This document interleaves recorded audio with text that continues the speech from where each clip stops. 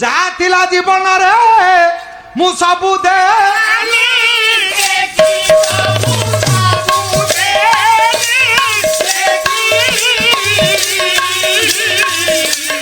ଆଜି ନବ ଘନ ଦେଖିକି ବାଲ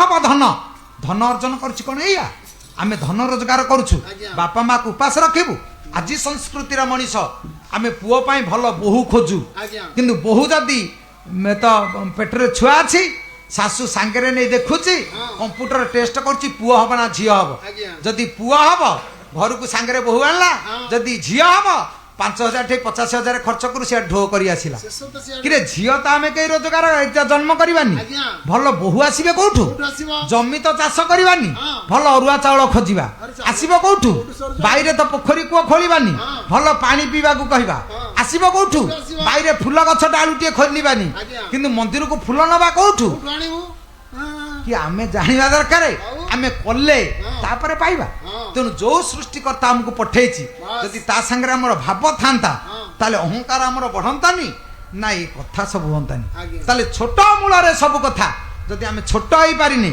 ତାହେଲେ ହେଇପାରିନଥାନ୍ତା ଏଡେ ବଡ ରାଜା ଛୋଟିଆ ମୂର୍ତ୍ତି ମାତ୍ର 12 ଆଙ୍ଗୁଳ ଉଚ୍ଚ ପାତାଳକୁ ଚିପି ଦେଲେ ଏଡିକି ବକଟେ କୁମ୍ଭୀର ଏଡେ ବଡ ହାତୀ ତାକୁ ଘୋଷାଡି ନେଇ ପାଣି ଭିତରେ ବୁଡେଇ ଦଉଛି କାହିଁକି ନା ନିଜର ଅହଙ୍କାର ତଳକୁ ତଳକୁ ନିଏ ଅହଙ୍କାର ଶୂନ୍ୟ ହେଇଗଲେ ସବୁ ସରିଯିବ ସୁଦାମା ବ୍ରାହ୍ମଣ କୋଟି ସମ୍ପତ୍ତିର ଅଧିକାରୀ ଭଗବାନ ନାରାୟଣ ଦୁଆରେ ଆସି ପହଞ୍ଚିଲେ କିଏ ସେ ଡାକୁଛନ୍ତି ନା ଜଣେ ଅତିଥି କିଏ ସେ ତମକୁ ଡାକୁଛନ୍ତି ନା ତାଙ୍କୁ କହିଦିଅ ମତେ ସମୟ ନାହିଁ ଫେରି ଆସିଲେ ଚାକର ଯେତେବେଳେ କହିଦେଲେ ଆଜ୍ଞା ତାଙ୍କୁ ସମୟ ନାହିଁ ନା ତାଙ୍କୁ କହିବ ଏ ସମ୍ପତ୍ତି ଯିଏ ଦେଇଛି ସେଇ ଆସିଛି ସୁଦାମା ବ୍ରାହ୍ମଣ ଜ୍ଞାନ ଆଖି ଖୋଲିଗଲା ଆସି ଦୁଆରେ ପହଞ୍ଚିଲେ କହିଲେ ପ୍ରଭୁ ତୁ କିଛି ମାଗିବି ନା ଆଉ ଧନ ଅଭାବ ଅଛି ନା ନା ସତ୍ୟ କରନ୍ତୁ ମୁଁ ମାଗିବି ସତ୍ୟ କରି ସାରିଲା ପରେ ନା ପ୍ରଭୁ ଯାହା ଦେଇଛୁ ନେଇଯା କାରଣ ଇଏ ବିଭବ ଦେଲୁ ବୋଲି ମୁଁ ତତେ ହଜେଇ ଦେଲି ଯଦି ବିଭବ ନଥାନ୍ତା ମୁଁ ତତେ ଖୋଜିଥାନ୍ତି ଜମି ନାହିଁ ବାଡି ନାହିଁ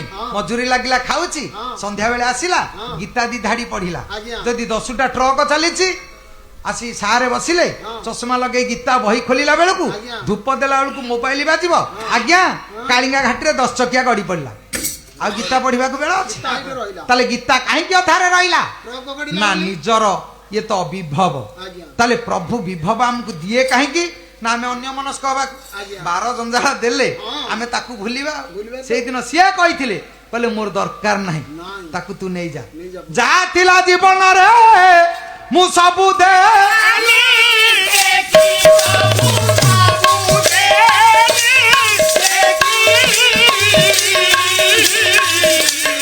ଆଜି ନବ ଘନ ଦେଖିକି ବାଲ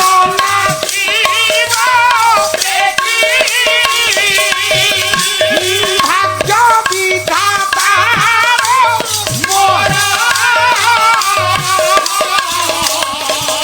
ଅଭିରାମ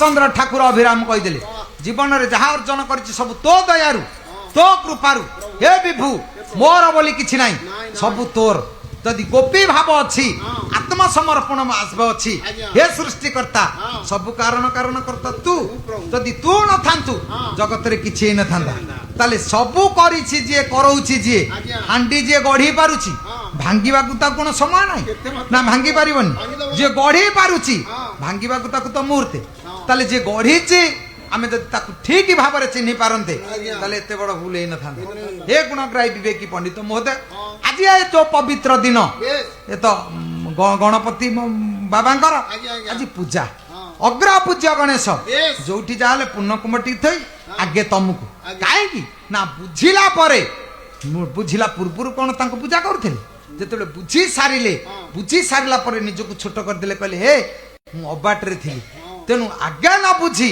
ପଛରେ ଯିଏ ବୁଝେ ପଣ୍ଡିତ ଲୋକ ଆଗେ ବୁଝିବ ପରେ କରିବ କିନ୍ତୁ ଜଗତରେ ଯିଏ ଆଗେ କରେ ପଛେ ବୁଝେ ସେଇ ହଉଛି ମୂର୍ଖ ତେଣୁ ସେଇଥିପାଇଁ ଗଣେଶ ଗଜ ମୂର୍ଖ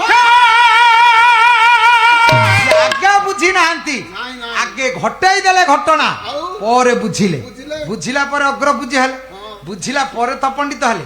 ଯୋଉ ଲୋକ ଆଗେ ବୁଝିନି ପରେ ବୁଝିଲା ଆଉ ସେ ତାକୁ ପଣ୍ଡିତ କହିବେ କେମିତି?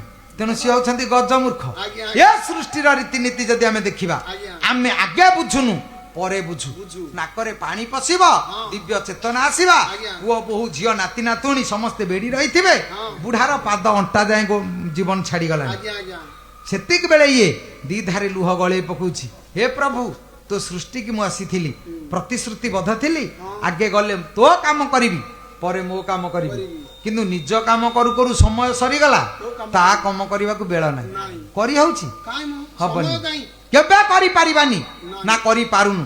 ଗଣେଶ ପୂଜା ଗାଁରେ ଯଦି 20ଟା ମେଢ, ଭୋକ ହବ ବୋଲି ଭାଇନାକୁ ଆଗରୁ ଫୁସୁଲେଇ ଦେଇଥବ, ନନା ଆଉ 100 ଅଧିକା ଦେଇ ପଛେ ଟିକେ ବେଗା ବେଗି ଆମର କାମ ବଢେଇ ଦବ, କାରଣ ଭୋକ ହବ। ଯଦି ତ୍ୟାଗ ଥାନ୍ତା ତା ପ୍ରତି, ଭୋକ ତ ସିଏ ବୁଝନ୍ତା। ଯଦି କରିଛି ଗୁହାରି ତାକୁ ବୁଝିଲେ ବୁଝିବ, କହିଛି ତାହାକୁ ଦୁଃଖ ଶୁଣିଲେ ଶୁଣିବ। ଅଚ୍ୟୁତାନନ୍ଦ ମହାପୁରୁଷ କହିଲେ, ଜଣକୁ ଦୁଃଖ ଜଣା, ଦୁଃଖ ସିଏ ବୁଝିବ। ଦୁଃଖ ହାରି ସୃଷ୍ଟିରେ କେହି ନାହିଁ। ମୁଁ ଯଦି ଆପଣଙ୍କୁ କହିବି ମୁଁ 7 ଦିନ ହେଲା ଖାଇନି, ଆପଣ କଣ 7,000 ଠି 12,000 ମତେ ଦେଇଦେବେ? ଦେବେନି। କାହିଁକି ନା ଆପଣ ଦୁଃଖ ହାରି ନୁହନ୍ତି। ଦୁଃଖ ହାରି ଜଗତରେ ଜଣେ, ତା ପାଖରେ ଯଦି ଦୁଃଖ କହିବେ ତାହେଲେ ସେ ଦୁଃଖ ବୁଝିବ। ଗୋଟା ନିଛକ ସତ କଥା ମନେ ରଖିଥାନ୍ତୁ, ଜୀବନରେ ଦୁଃଖ ଆସିଲା, ଆଖିରୁ ଲୁହ ବହିବ, ଘରେ କାନ୍ଦି ସାରିବେ, ଦାଣ୍ଡକୁ ବାହାରିଲା ବେଳକୁ ମୁହଁ ଟିକେ ଚିକଣ କରି ଧୋଇବେ, ଗାମୁଛାରେ ମୁହଁ ପୋଛି ଦାଣ୍ଡକୁ ବାହାରିବେ। ଯିଏ ପଚାରିବେ ଭାଇ କଣ? ନା ବଢିଆ, ଆଜି ଗଣେଶ ପୂଜା କଣ? ନା କ୍ଷୀରି ଖେଚେଡି ସବୁ ହେଇଥିଲା, ମୋତେ ଉପାସ ଦେବେ ପଛେ। ଦାଣ୍ଡରେ ଯଦି କହିବେ ମୁଁ ଖାଇନି, ତାହେଲେ ସେ କଣ ତମକୁ ପେଟେ ଖାଇବାକୁ ଦବ? ବରଂ ଗାଁ ଯାକ ସିଏ ବୁଲି ବୁଲି କହିବ, ହେ ଖାଇନି ରେ ଇଏ ଆଜି। ତାହେଲେ ଅନ୍ୟକୁ କହିବେ କାହିଁକି? ଜଣକୁ କହନ୍ତୁ, ସେଇ ଦୁଃଖ ବୁଝିବ। ତା ବ୍ୟତୀତ ଆଉ ବୁଝିଲା ବାଲା ସଂସାରେ କେହି ନାହିଁ। ପାଲା ସରିବ, ଆମେ ପାଲା ବାଲା କହିବୁ ଦିନ ଜନ ଶରଣ ରକ୍ଷଣ ମହାଭାରତ। କିଏ ଧନୀ ଲୋକ ଯଦି 5,000 ଅନୁଷ୍ଠାନକୁ ଦେଇଛି, ଗରିବ ଲୋକ 50 ଦେଇଛି, ଆମେ କହିବା କଥା ଯେ ଧନୀ ଲୋକ ଶରଣ ରକ୍ଷଣ ମହାଭାରତ, କିନ୍ତୁ ଆମେ କହୁଛୁ ଦିନ ଜନ। କାହିଁକି? କିଏ ତା ଯୋଗ ଅନୁଷ୍ଠାନ, ଆମେ ଗରିବ ଲୋକ କଥା କାହିଁ କହୁଛୁ? ନା ଧନୀ ଲୋକର ସିଏ ଶରଣ ରକ୍ଷଣ ନୁହଁ, ସେ ହଉଛି ଗରିବ ଲୋକର ଶରଣ ରକ୍ଷଣ। କାରଣ କଥାରେ କହନ୍ତିନି ଗାଁ ଗହଳିରେ, ଅରକ୍ଷିତକୁ ଦୈବ ସାହା। ଯିଏ ଅରକ୍ଷିତ ହେଲା ତାକୁ ଆଜ୍ଞା ପ୍ରଭୁ ସାହା ହେବେ। ଆମେ ତ ସୁରକ୍ଷିତ 3 ମାସର ଚାଉଳ ଏବେ ବୋହି ଆଣିଲେ, ଆମକୁ ପ୍ରଭୁ କାହିଁକି ଚାହିଁବେ? ଯୋଉ ଦିନ ଆମେ ଅରକ୍ଷିତ ହେଇଯିବା, ନିରକ୍ଷ ହେଇଯିବା, ହାତ ଟେକିଦେବା, ହେ ପ୍ରଭୁ ସବୁ ତୁ। ଯଦି ଛେଳି ମୁଣ୍ଡ ଲାଗିବା ପୂର୍ବରୁ ହାତ ଟେକି ଦେଇଥାନ୍ତେ, ଦକ୍ଷ ଛେଳି ମୁଣ୍ଡ ଲାଗିନଥାନ୍ତା। ଯଦି ଗଣେଶ ହାତ ଟେକି ଦେଇଥାନ୍ତେ, ହାତୀ ମୁଣ୍ଡ ଲାଗିନଥାନ୍ତା। ନା ବଳି ଶୁକ୍ରାଚାର୍ଯ୍ୟ ଯେତେବେଳେ କହିଲେ ଇଏ ବିଷ୍ଣୁ ତାକୁ ଦିଏ ନା, ଇଏ ଯଦି ଶରଣ ପଶିଥାନ୍ତା ପ୍ରଭୁ ସବୁ ତୁ ମୁଁ କିଛି ନୁହଁ, ତାହେଲେ ଅସୁବିଧା କଣ ହେଇଥାନ୍ତା? ତାହେଲେ ଏମାନେ ନିଜକୁ ବୁଝି ପାରିନାହାନ୍ତି। ଯିଏ ନିଜକୁ ବୁଝିନି ସେ ଅନ୍ୟକୁ ବୁଝେଇବ କେତେବେଳେ? ତେଣୁ ଯୋଉ ଯୋଉ ଭାବରେ ଯୋଉ ପ୍ରାଣୀ ଯେମିତି କର୍ମ କରିଛି ସେ ସେମିତି ଫଳ ପାଇବ। ଏଥିପାଇଁ ଦାୟୀ କିଏ ନୁହଁ। ଏଇଥିପାଇଁ ଛୋଟିଆ କଥା ପଡି ଯାଉଛି, ମନ ଶୁଣୁଥିବେ ମୋ ପଳିତ ହଉ ମା ମାଉସୀ ଝିଅ ଭଉଣୀ ଦରବାରେ ବସି, ଇଏ ଟିକେ ଟିକେ 2 ପଦ କଥା ଯିବ। ଜୀବନରେ ଯେତେ କଥା ଆପଣ ଦେଖନ୍ତୁ ନା କାହିଁକି, ଯଦି କରିନାହାନ୍ତି କିଛି ପାଇବା ଆଶା ରଖନ୍ତୁନି। କର୍ମ ନିବାଧିକାରେ ସ୍ତୁ ମା ଫଳେ ସୁଖ ଦାଚନ। କର୍ମ ଯଦି ଜୀବନରେ ଠିକ ଅଛି, ସିଏ ପଛେ ପଛେ ବୁଲିବ। କର୍ମକୁ କରିଛି ଭରସା, ତୋର ବରକୁ ନାହିଁ ଆଶା। ଯଦି କର୍ମ ଠିକ ଅଛି ସିଏ ତ ବର ଯାଚି ଦବ। ଆମେ ମାଗିବା କଣ? ଯଦି କର୍ମ ଠିକ ନାହିଁ, ମାଗି ମାଗି ବୁଲିଲେ ମଧ୍ୟ ସିଏ ଆମକୁ ଦବନି। ଯଦି ବ୍ୟାଙ୍କ ଋଣ ଠିକ ରେ ସୁଝିଛେ, ବ୍ୟାଙ୍କ ମ୍ୟାନେଜର ତ ଫୋନ କରିବ, ଆଜ୍ଞା ରେନୁଆଲ ହେଇଗଲାଣି, ଲୋନ କୋଉ ଦିନ ନେବେ? ଆମେ ତ ଥରୁଟିଏ କୃଷି ଋଣ ଆଣିଛେ ଯେ 12 ବର୍ଷ ହେଲା ଆମେ ଦବାକୁ ନାହିଁ, MP ହେଇସାରିଲେଣି। ଆଉ ଆମକୁ ବ୍ୟାଙ୍କ ମ୍ୟାନେଜର ସିଏ କଣ ଡାକିବ? ଆମେ ବରଂ ବ୍ୟାଙ୍କ ଗାଡି ଅନ୍ୟ କୋଉ ଗାଡି ଦେଖିଲେ ମଧ୍ୟ ଆମେ ବ୍ୟାଙ୍କ ଗାଡି ଭାବି କଦଳୀ ବାରିରେ ବସି ପଡିଥିବା ଲୁଚିକି। କାହିଁକି ନା ଆମେ ଋଣ ସୁଝିନେ ବୋଲି ଆମେ ଲୁଚୁଛୁ। ଯିଏ ଦେଇଛି ସେ ଲୁଚିବ କାହିଁକି? ତେଣୁ ଯୋଉଠି ତ୍ୟାଗ ଅଛି ଭୋଗ ଦରକାର ନାହିଁ। ଆମେ ତ୍ୟାଗ ନୁହଁ ଭୋଗ ଖୋଜୁ। ଜୀବନରେ କେହି ଶାନ୍ତି ଖୋଜିଛି? ସୁଖ ଆମେ ଖୋଜୁ, ଶାନ୍ତି ଖୋଜୁନୁ। ସୁଖ ଖୋଜିଲେ ଶାନ୍ତି ମିଳେନି। ଯଦି ଶାନ୍ତି ଖୋଜିବେ ସୁଖ ପାଇବେନି। ଜୀବନରେ ସୁଖ ଆଜି ଯାଉ, ଶାନ୍ତି ମିଳୁ। ବଳିରାଜା ଚିନ୍ତା କଲେ ମୁଁ ସୁଖ ପାଇବି, ଶାନ୍ତି ମୋର କଣ ଦରକାର? ଶାନ୍ତି ଖୋଜିଲେନି ବୋଲି ଇଏ ଅହଙ୍କାରରେ ବସିଲେ, କହିଲେ ମୁଁ ସବୁ କରିବି। କହିଲେ ଇଛନ୍ତି ଦାମ୍ବିକା ଅତେ ଧରିବାକୁ ସମସ୍ତଙ୍କ ଭାଗ୍ୟ।